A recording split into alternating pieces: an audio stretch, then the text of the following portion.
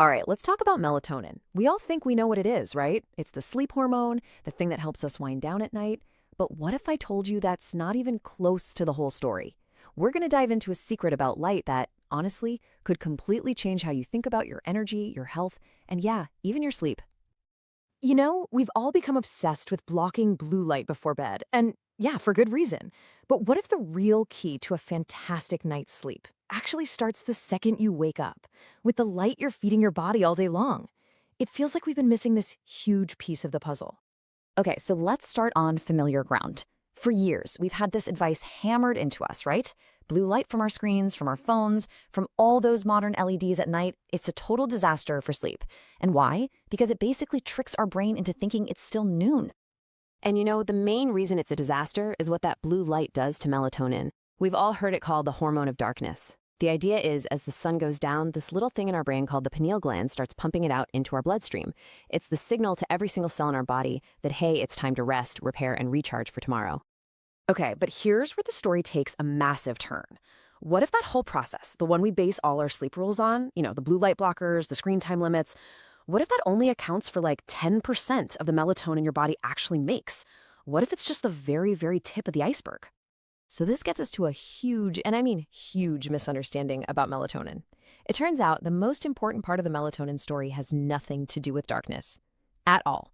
It's actually a daytime story, and it's powered by something we all have access to, direct sunlight. Yeah, just look at this number for a sec. 90%. It's kind of shocking, right? This is what the new research is showing.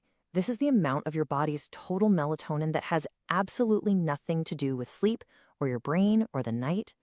You heard that right. The vast, overwhelming majority of your body's melatonin gets made during the day. It's happening inside almost every one of your cells, and the trigger for it is sunlight. It's a completely separate system, and you could argue it's way more vital. Okay, so let's break this down. Check out this side by side. On the left, you've got the one we all know, nighttime melatonin, the hormone of darkness.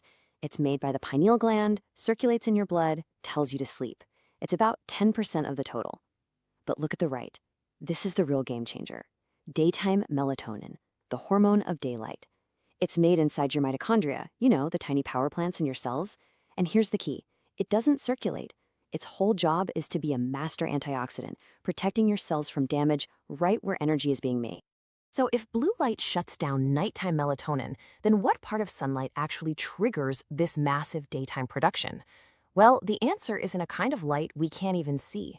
It's this hidden energy that our modern world has, almost by accident, completely designed out of our lives. It's called near-infrared light, or NIR for short. You can think of it as sunlight's secret ingredient. You can't see it, but you can feel it. That warmth on your skin when you're in the sun, that's it.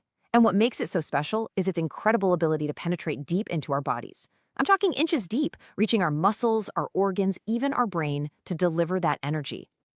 And that right there is the key to everything.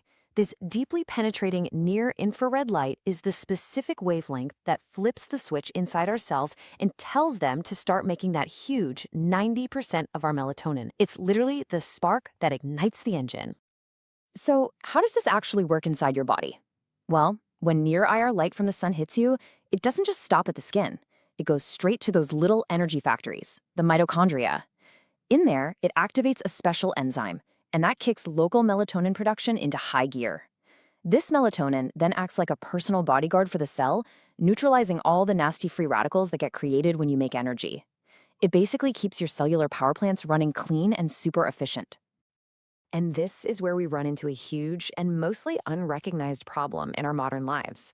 I mean, our biology evolved over millions of years to be drenched in this full spectrum sunlight, but our environment, it has changed so radically, and our bodies are really paying the price for it. Just think about this number for a second. 93%. That's how much of their life the average person now spends indoors. Let that sink in. For pretty much 22 hours a day, we are completely disconnected from the very energy source our cells were designed to thrive on. And this slide shows you exactly why that's such a massive problem.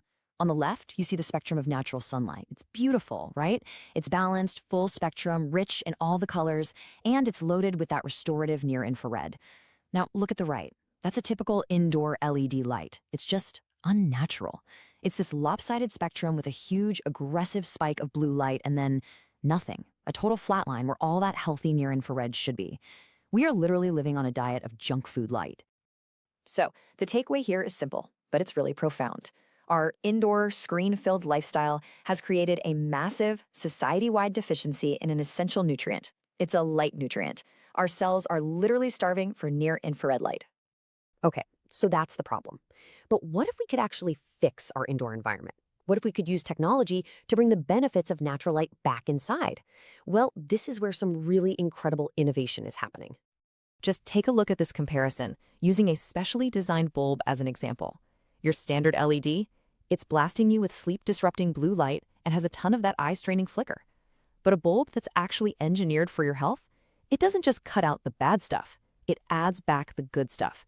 It slashes the blue light, gets rid of the flicker, and here's the most important part, it intentionally puts near-infrared light back into your room. And you can hear this directly from the engineer who designed it, Eric Beam. He says they wanted to build a bulb that wasn't just less bad for you, but was actually good for you by putting back that missing therapeutic part of the light spectrum. It's a total win-win.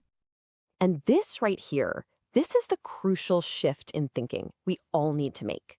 For so long, the whole conversation has been about what to avoid, right? Avoid blue light, avoid screens at night. But the bigger, more powerful story is about what we need to actively get. We need to get enough of the good light, those restorative red and near-infrared wavelengths that literally power our cells. So I'm just going to leave you with this question. We obsess over our food diet, don't we? We track our macros, we worry about vitamins and minerals, we try to avoid processed junk food. Well, light is a form of energy we consume every single second we're awake. So isn't it time we started thinking about our light diet?